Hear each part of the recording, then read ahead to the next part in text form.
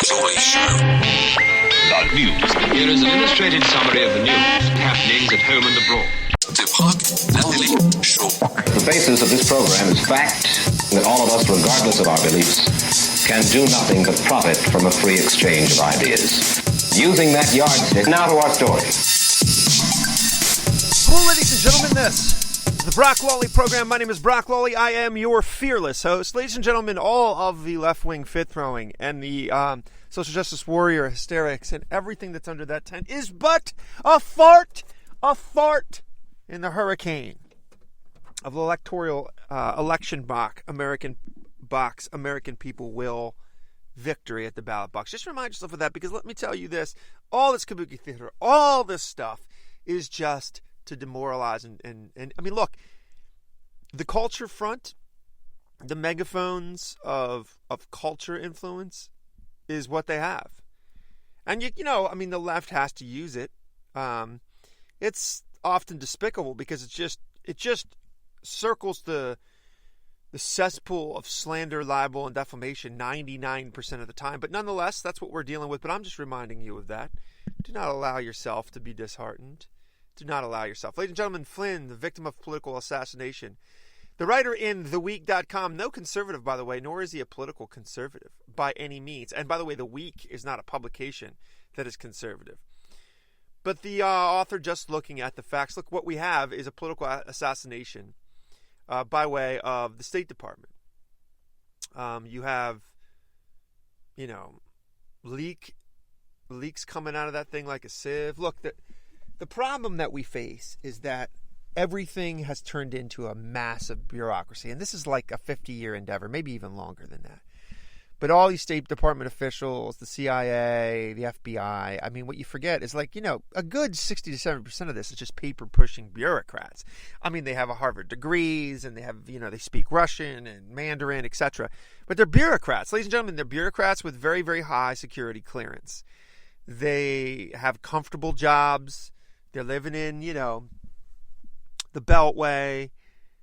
Donald Trump is just an epic threat to them.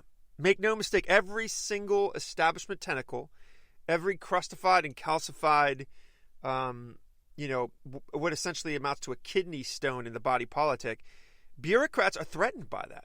I mean, he wants to fundamentally change it. So what he's doing is he's getting flanked by his own Justice Department. He's getting flanked, intelligence community. He's getting flanked by them. They're leaking out stuff.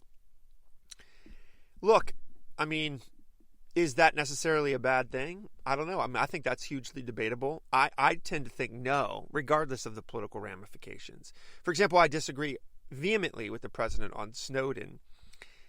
Where this gets murky and, I have to do business with my own sort of radical attitudes towards the federal government is when you have, essentially, a State Department, when you essentially have an intelligence department that deems themselves like renegades to save the American people from their own president. I mean, obviously you got some issues there, right? It's borderline treasonous. I would really love to see Donald Trump just go in there and just really start cleaning house. Look, he has to pull all these weeds out. It is a garden of weeds, bureaucratic weeds. Most of these appointments are liberals. They're just leftists. That's just what I think is going to happen. But it's political assassination because what they did was they wanted to take down Flynn. And look, what got Flynn was lying to the vice president. I mean, all this stuff about Russia and stuff, that's all just political posturing. Look, no matter what you hear about, that's all nonsense. Administration isn't in bed with Russia. It's all just nonsense. It's all just political nonsense. Again, the Democrat Party has decided to be the party of, putting middle-aged men in their grandmother's clothing on the toilet seat next to your daughter in public bathrooms, whereas the GOP is concerned with economic vibrancy and jobs. And this stuff, it's just, they've still chosen 3 months in, or whatever it is now, I guess it's a month in, rather. They've chosen hysterics over solutions. They've chosen, shenanigans over ideas. And that just means that, the GOP is essentially going to pick up seats in 2018. That's what that actually practically means. But the political assassination being that your own government is poaching,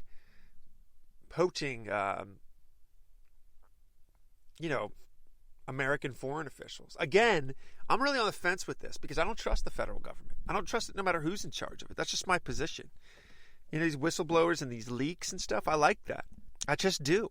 The more information that people have, the better.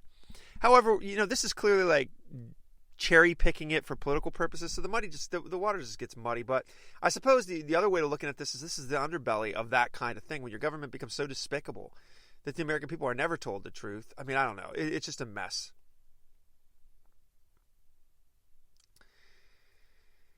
The New York Times, they have a piece. Maybe these salacious allegations will stick.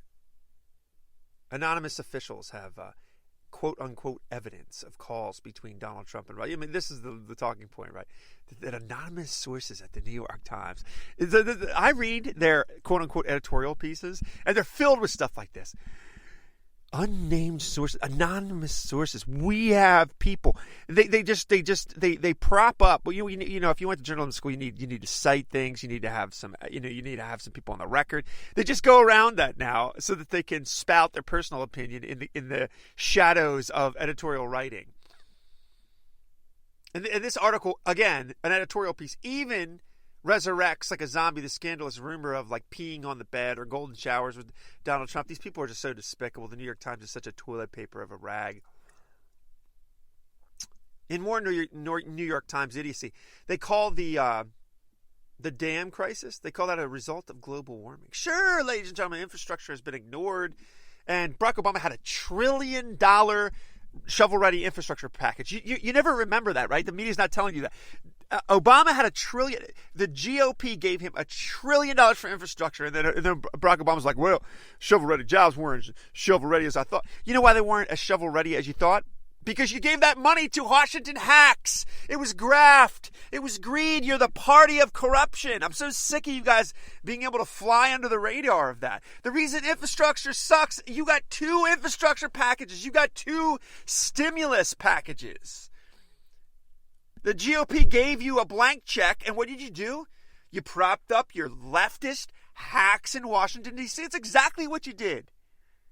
It's always what you do. No, it's global warming, ladies and gentlemen, but that the concrete is crumbling. These people have just lost their mind. By the way, I want to quote to you, I don't know, it was like not even 7 months ago. Not even 7 months ago, New York Times has a headline. Will water ever return to California? The drought is forever with us because of global warming. That was the headline. Today, it's, we're being inundated with water. Oh my gosh, there's water everywhere. Ladies and gentlemen, both of which is man-made global warming, and both of which never changes any policy. Some might call this climate. California has always been a very vibrant climate. You have mud, you have mudslides. It's a coastal state with all kinds of climate nonsense going on out there. No, it can't be that. It's got to be some cow flatulence. It's just so ridiculous. How do these people even get taken seriously? Why? They have the culture bully megaphone. That's why. And they just pound the drum of anybody who disagrees with them being an idiot. Ladies and gentlemen, Friedman, just hyperbolic stuff just keeps going up and up and up. We were attacked on December 7th, 1941. Says the leftist in the New York Times. Then we were attacked September 11th, 2001. And on November 8th, 2016, we had another terrorist attack. His name was Donald Trump. I mean, the Trump derangement syndrome, ladies and gentlemen. Goodness gracious, between Crudman, Blow, and Friedman in the New York Times, these guys are just lost their minds. It's like they're all roommates and one flew over a cuckoo's nest. Can a Christian lead Indonesia? Ladies and gentlemen, a fascinating story. My guess is no, sadly. But put it on your radar. There's a piece. There's a tons of pieces on this. I'm going to turn you to the New York Times so that I don't just rag the paper the whole time. There's an election coming up. Christian in the running. It's fascinating on a foreign affairs level. College Democrats want to force all students to wear white pins to remind themselves that they benefit from white privilege. The collegefix.com exposing this tomfoolery. Look, I don't know what to tell you. These people are insane, right? They're just insane. It's just a level of insanity that society needs to recognize, deal with, medicate if need be, whatever the case may be. People are just insane. Let's wear our white pin to acknowledge that we have white privilege. That will make us superior moral people. That way we can go back to masturbating in our dorm rooms and playing Halo into the night and feeling like we're better than other people who are actually, feeding the poor, sheltering the homeless, but they don't have the right politics, so they're pond scum. Gallup poll, ladies and gentlemen, the American people overwhelmingly support voter ID laws because why? Well, it's just common sense. You should be the person you say you are before you vote in a Democratic election. Not if you're a leftist Democrat trying to rig elections and then turn around and lecture people who want to stop you from rigging elections, calling you a racist. By the way, this has been thoroughly vetted, thoroughly exposed. It's all nonsense. It's like the wage gap myth, but they're just going to keep pounding the drum. They don't care about this stuff. It's just a means to power. Period. Full stop. That's what all this stuff is. And lastly, Frank Bruni in the New York Times taking cheap shots at General Flynn.